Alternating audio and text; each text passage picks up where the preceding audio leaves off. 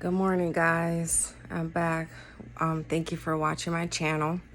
Another one of my videos. I'm looking really rough. I have been looking really rough the past couple videos, but I don't know. One of these days I'll be motivated enough to do a whole face beat and do my hair. But I want to come to you as raw as possible, real. Just so, I don't want to be all fake all the time. Not that having a face beat is fake or anything like that, but you get my drift. But to start off, I want to introduce to you one of my babies. There she goes right there. Her name is Missy. She's my lilac tricolor American bully. She's pocket size. Right now she's all taking a little nap. But I want to introduce to you, I have more babies, but they're in the back. But as the videos go on, I'll keep introducing you to the whole family. I'll introduce to you my daughter, my 10-year-old daughter, and my 18-year-old stepson. And, and like I said, as I keep going, I'll be talking to you guys more and more about my life and my little family. But I did want to bring up something real quick that it came to me because my husband just called me. I don't know if it's an iPhone thing or if it's like all phone thing, but whenever my husband calls from prison, either my phone the call doesn't come through, either my phone doesn't ring, or the call will come through but my phone doesn't ring, but then I'll check my phone and the ringer is all the way up, or if I answer the call, the machine doesn't say anything, then it cuts off. It's only when he calls from prison. Any other call, I get calls from my daughter, my son, my mother-in-law, my sister, and all that, and I have no problems. But when he calls from prison, I always have a problem with his phone calls coming through.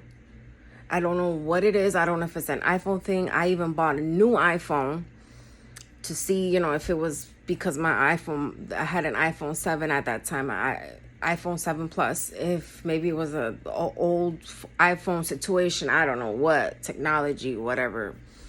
But nope, the problems still go on. Like whenever he calls, it's always, he has to be doing, like skip trace me. Like he has to call my son or he has to call my mother-in-law so they can call me and let me know that he's trying to call. It's just ridiculous, and I'm really curious to know if it's just a me thing, iPhone thing, if there's other people out there that are in my situation, that they have a loved one in prison, that they have the same problems with getting phone calls from them. But I'm really curious to find out if it's just me, or if it's if there's just more people out there that are going through the same problem as I am.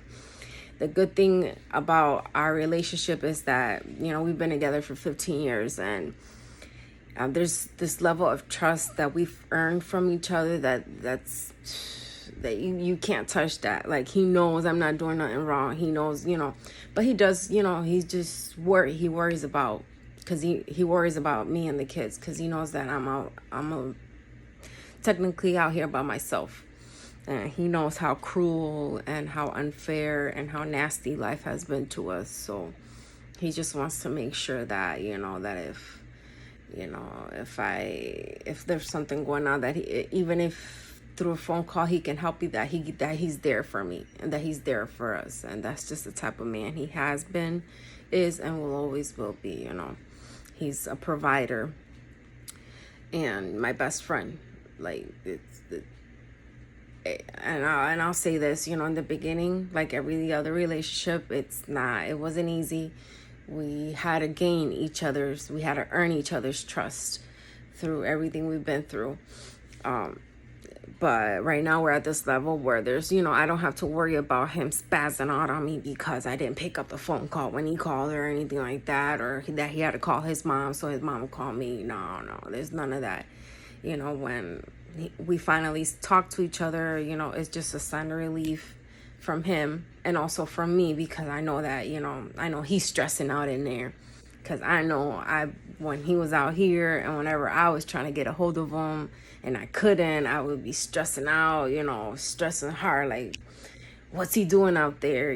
Like, what's he doing out there? Or did he get into trouble? Or, you know what I mean? Like, it was always stressful if I couldn't get a hold of him. So for him not have to go through that while he's in there, it's stressful on both sides. Like, I feel bad for him, and then I know he's like stressed out. Like, until he hears my voice, that man is not at peace.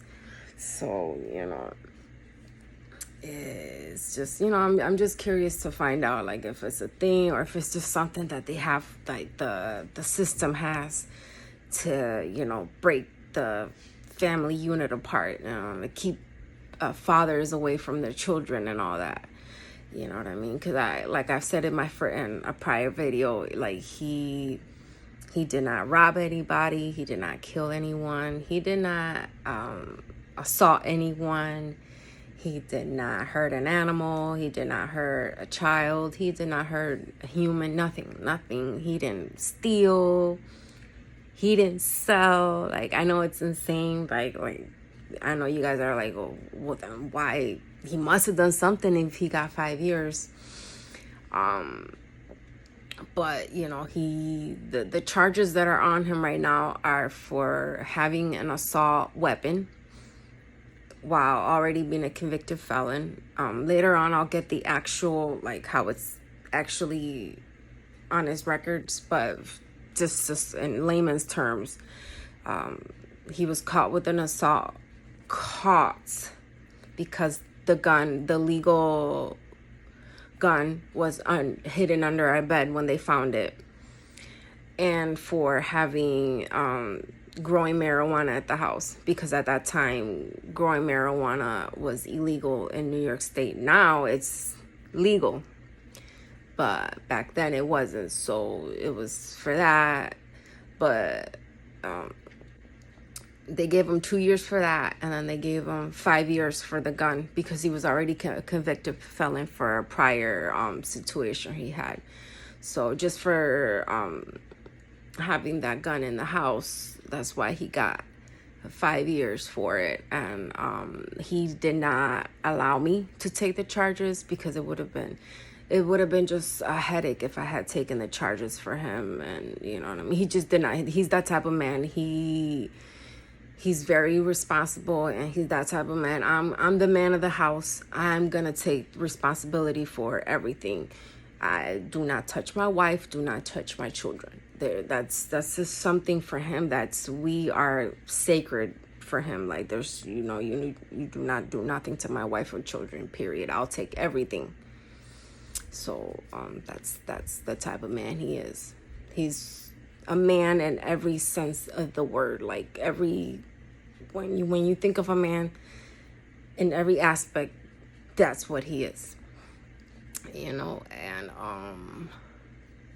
so the two charges are being ran concurrent. So meaning, he's the 2 years, he's already knocked that out. So he only has to do the two. Well, like I said, they gave him 5 for the gun and then 3 for 2.5 for the weed. So they're running concurrent, meaning that he's serving them at the same time, not consecutively, which would have been 7 years. He would have served first the 5 for the gun, and then after the 5, the 2.5 after that for the marijuana. So his lawyer was able to have the judge run it concurrent, so it's done at the same time. So it's really totally a max of 5 years, and he's out.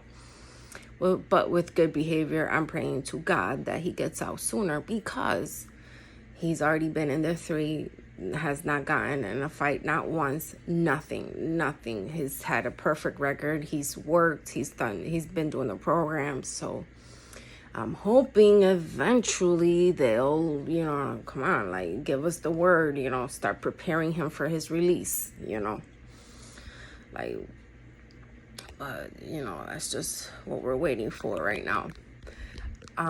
Tomorrow, I do want to say something. Tomorrow, I have to go visit him in prison, so I plan to record a video. I'm not that good at editing. I wish I could record, like, from the beginning when I start driving, because it's a 45-minute drive. So I'm not going to record 45 minutes of me driving all the way over there, because you guys are going to get bored and I'm going to run out of things to say. So I'm going to talk to my daughter. Even though she's 10, she is very, very savvy. She's very, very smart when it comes to editing videos and doing all that stuff. So I'm going to talk to her to see if there's any way that she could prepare the video for me so that I could upload it, you know, record a little bit of the beginning drive halfway through, and then once we get there, so that I could show you guys, you know, where we check in and all that, and a little bit of the area he's in. But that's it, because obviously if you've been or are in this situation, then I mean, you can't bring the cell phone in. So, you know, but I want to get as much of a recording as I can. So, you know, if you're interested in seeing that, you know, just stay tuned. We'll be uploading that video up tomorrow, Sunday. And again, I apologize for my look right now, but this is the real me, natural, raw me. But I do like to do, you know, beats. I like to put makeup on and do all that good stuff. But I'm tired. I've been working overtime at my job, 5 days a week doing overtime, and I'm tired. And my job is another thing that's just a whole other situation right there, where it's just so hard on me physically and mentally. More mentally than physically, it's hard on me. But the more I get comfortable with letting you guys into my personal life, you know, I'll get into that. But primarily what I want to talk about is my experiences as being a prison wife, a temporary prison wife, because I'm not going to be a prison wife for the rest of my life.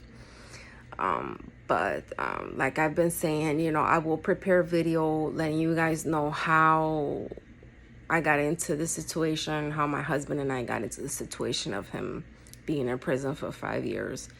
I will prepare it, you know.